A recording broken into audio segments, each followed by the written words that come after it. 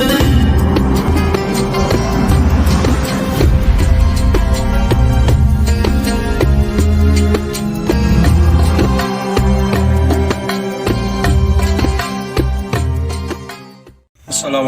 warahmatullahi wabarakatuh. Selamat berjumpa kembali di channel Pak Konan Kiai. Kali ini Pak Konan Kiai akan mengisahkan karomah salah satu ulama Nusantara yang mendunia. Beliau adalah Syekh Nawawi Al-Bantani. Syekh Muhammad Nawawi Al-Jawi Al-Bantani merupakan ulama asal Indonesia yang masyhur di berbagai negara. Beliau pernah menjadi imam di Masjidil Haram atas permintaan imam sebelumnya, yaitu Syekh Ahmad Khatib Asy-Syambasi. Beliau dilahirkan dengan nama Abu Abdul Mu'ti Muhammad Nawawi bin Umar bin Arabi. Ia lahir di kampung pesisir desa Tanara, Kecamatan Tirtayasa, Serang, Banten.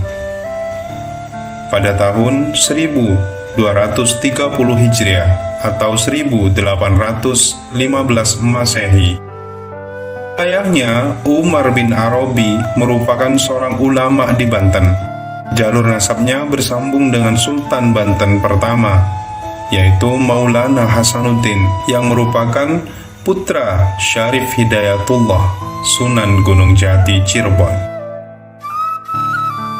Beliau, Syekh Nawawi Al-Bantani, adalah putra Umar bin Arabi bin Ali bin Jamad bin Janta bin Masbugel bin Maskun bin Masnun bin Maswi bin Sultan Surya Raras Tajul Arsy bin Sultan Maulana Hasanuddin Banten bin Maulana Syarif Hidayatullah bin Sultan Abdullah bin Ali Nuruddin atau Ali Nurul Alam bin Maulana Ibrahim Zainal Akbar Asmorokondi bin Jamaluddin Husain Al-Akbar bin Al-Imam Asy-Syaikh Ahmad Syah Jalal bin Abdul Azmat Khan bin Amir Abdul Malik bin As-Sayyid Alawi bin As-Sayyid Muhammad Sahibul Mirbad bin Ali Khala Qasam bin Alawi bin Muhammad bin Alawi bin Ubaidillah bin Al-Imam Ahmad Muhajir bin Isa Ar-Rumi Al-Bashri bin Muhammad An-Nukaib bin Al-Imam Ali Al-Uraidi bin Ja'far Shadiq bin Muhammad Al-Bakir bin Ali Zainal Abidin As-Sajjad bin Sayyidina Al-Imam Husain bin Sayyidatina Fatimah Az-Zahra binti Sayyidina Muhammadin sallallahu alaihi wasallam. Namanya sangat terkenal di Saudi hingga dijuluki Sayyidul Hijaz, yakni ulama di kawasan Hijaz. Kefaqihannya dalam agama pun membuatnya dijuluki Nawawi kedua, yang bermakna penerus ulama dunia terkenal, yaitu Imam Nawawi. Sehingga beliau selain dikenal dengan Syekh Nawawi, juga dikenal dengan Imam Nawawi.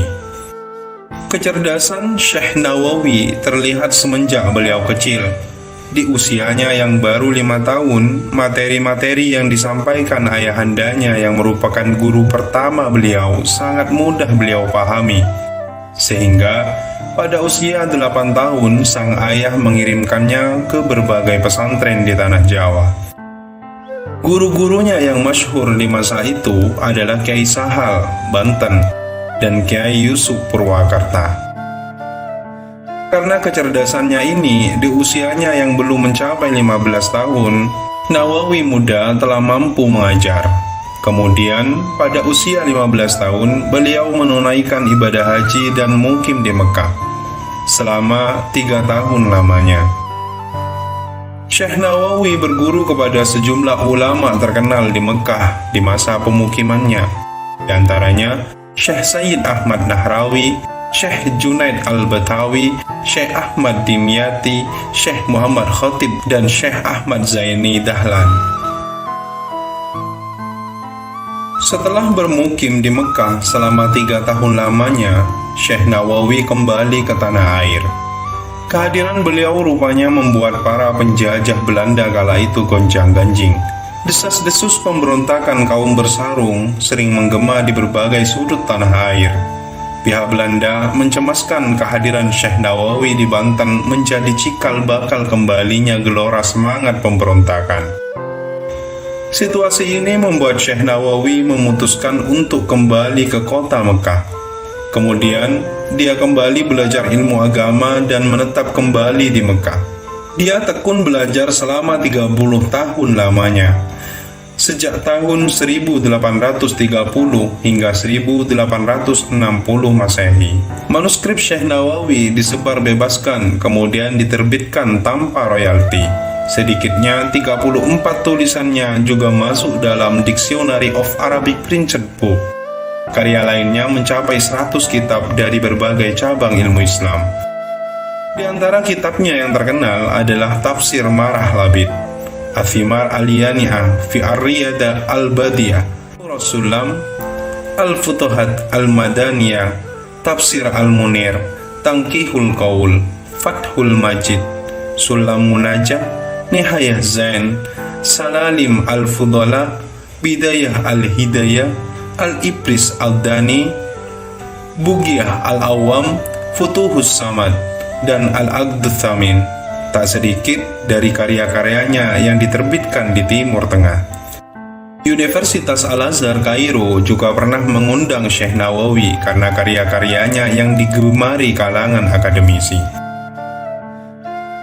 Beberapa karomah beliau sering kita temui bermunculan di sosial media, sehingga pada video ini pemilik channel ini hanya akan mengisahkan karomah Imam Nawawi yang memiringkan negeri Mesir. Kisah ini diambil dan diadaptasi oleh ceramah Kiai Mustafa Bisri.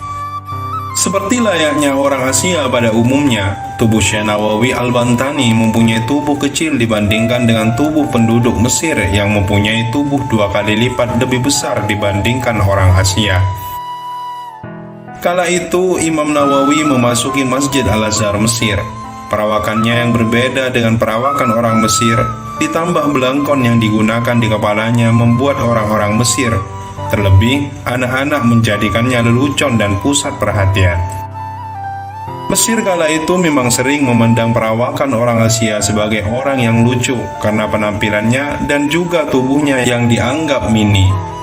Mereka belum mengetahui bahwa yang memasuki Masjid Al-Azhar itu adalah Imam Nawawi, pengarang berbagai kitab yang bahkan karya-karyanya sering mereka pelajari di tanah Mesir.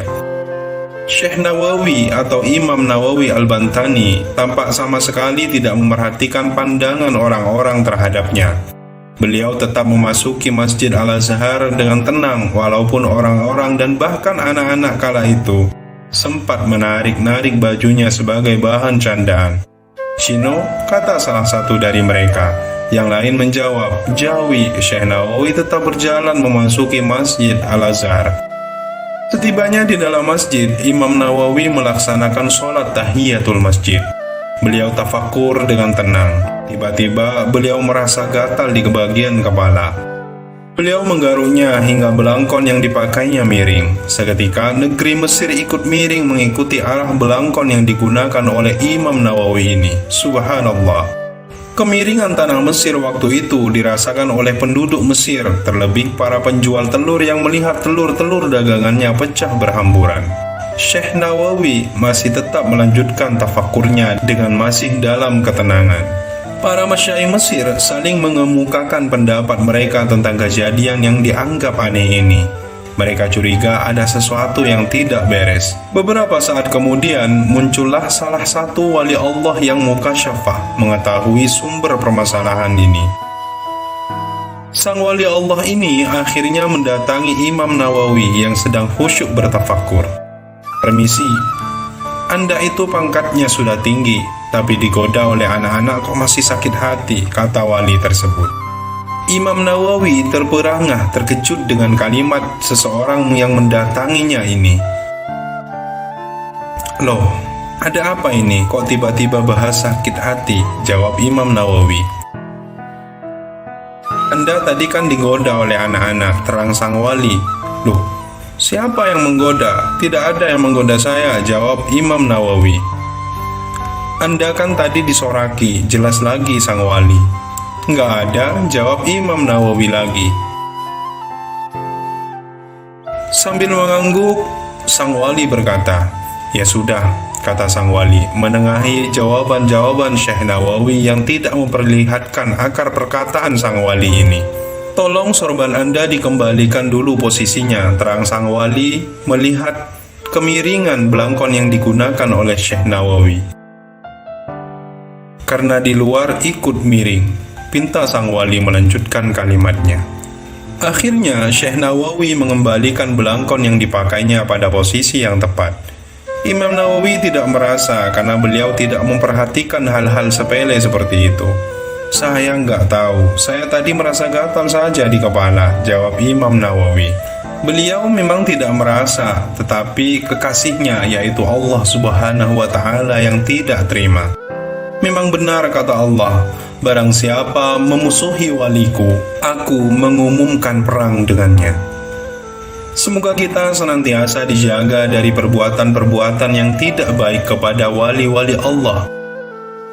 Karena terkadang para wali Allah tampak biasa bagi kita sebagai orang awam, dan bahkan banyak juga wali-wali Allah yang mastur, yang tersembunyi, yang kita sepelekan di kehidupan kita sehari-hari, tanpa tahu bahwa pangkat dan derajatnya lebih tinggi di hadapan Allah daripada kita yang sering merasa tinggi di hadapan orang lain. Allahu a'lam bishawab.